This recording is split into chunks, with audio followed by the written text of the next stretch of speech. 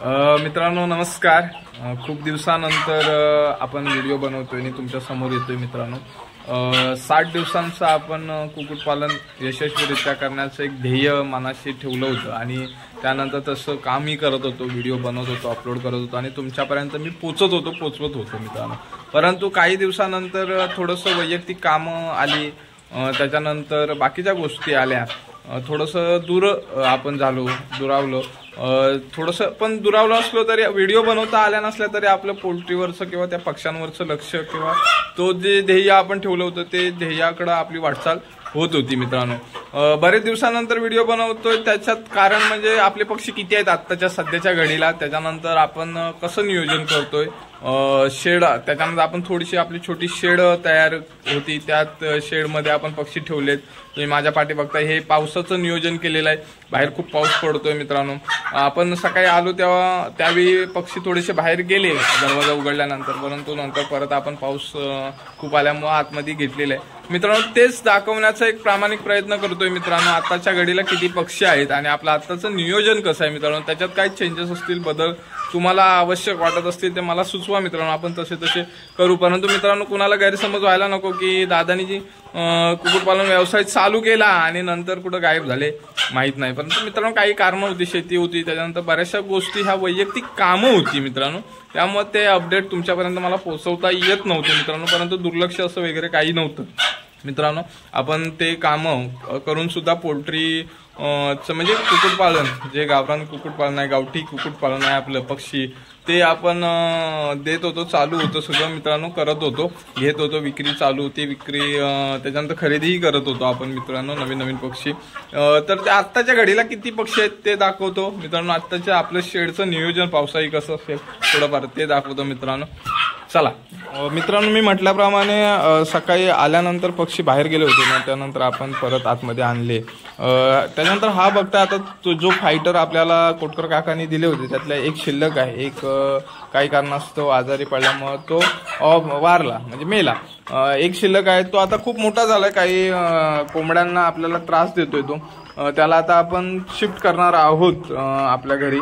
त्याच्यानंतर मित्रांनो मला आठवत नाही आपण व्हिडिओमध्ये आपली शेड दाखवली होती की नाही, परंतु मित्रांनो असे थोडीफार काही शेड आहे आपण तयार केलेली। हे कोंबड्यांसाठी बसण्यासाठी आपण तयार केलेले डबे आहेत थोडेफार। त्याच्यानंतर हे सगळं कोंबड्यांना अंडी घालण्यासाठी आपण तयार केलेलं आहे। थोडेफार पक्षी आहेत आता आपल्याकडे सध्या, तुम्ही बघाल मित्रांनो, हे एक 50-60 पक्षी सध्याच्या कंडिशनला आहेत आपल्याकडे। त्याच्यानंतर कोंबड्या आहेत, थोड्याफार कोंबड्या आहेत। तर त्याच्यात फक्त हाच एकच फायटर कोंबडा आपण ठेवलाय। तो ठेवायचं कारण म्हणजे तो लहान होता, आता थोडा मोठा झालाय, त्याला आता आपण शिफ्ट करणार आहोत काही दिवसांनी, कारण का तो बाकीच्या ज्या कोंबड्या आहेत त्यांना त्रास देतोय मित्रांनो। हा बॉक्स आपण यात माती टाकून कोंबड्यांची आंघोळ, आपण जशी आंघोळ करतो तशी कोंबड्या मातीने आंघोळ करतात, पावसाळी त्यांना ते करता यावं म्हणून हा बॉक्स बनवलाय। इथं पाण्याची व्यवस्था करण्यासाठी टाकी बनवले। त्यानंतर हे बॉक्स आपण सध्या बनवले मे मध्ये कोंबड्यांना बसवण्यासाठी, असे अंडी घालण्यासाठी आपण ते बॉक्स बनवलेले आहेत मित्रांनो। त्यानंतर हे पार्टेशन केलं होतं मित्रांनो, तुम्हाला बाहेरून दाखवतो मी। तर पार्टेशन करण्यामागचं कारण होतं, तिकडं आपण ज्या पिलकरी नसतील कोंबड्या किंवा काय म्हणतात त्याला, आपण पिल्लं देणारे कोंबड्या किंवा रोवणीला बसलेल्या कोंबड्या असतात, त्यांना आपण तिकडं ठेवणार होतो आणि बाकीचे पक्षी हे या साईडला ठेवणार होतो। आता ह्याच्यात बरंचसं काम आपलं आहे, मांडणी तयार करायची आहे कोंबड्यांना बसायला।